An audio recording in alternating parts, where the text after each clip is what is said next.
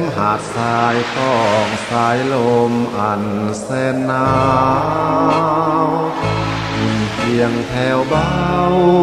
เหมือนเสียงนวลน้องพูดจา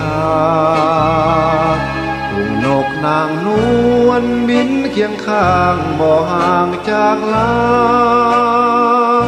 ผู้คนท่องเที่ยวสมทะเลหลวงอย่างบ่ขาดสา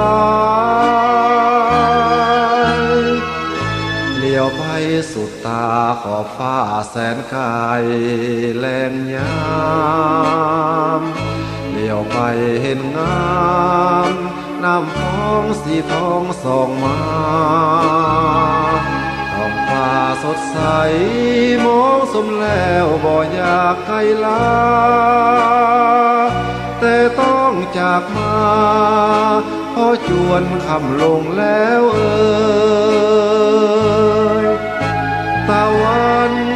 สีทองแสงส่องทาราหากอายนี่นาที่สื่อตรงต่อน้องเปรียบขอบทะเลตีดขอบฟ้าอยากมองหากฟ้าแผ่นนี้สนองทะเลต้องเป็นสุข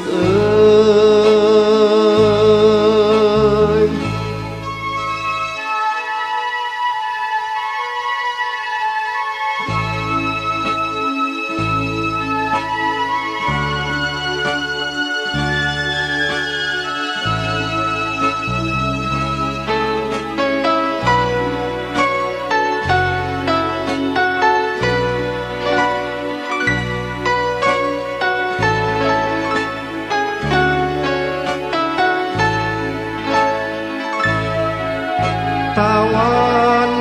สีทองแสงส่องทาราหากอายนี่นาที่สื่อตรงต่อน้องเปรียบขอบทะเลติดขอบฟ้าอยากมองหากฟ้าแผ่นนี้สนองทะเลต้องเป็นสุข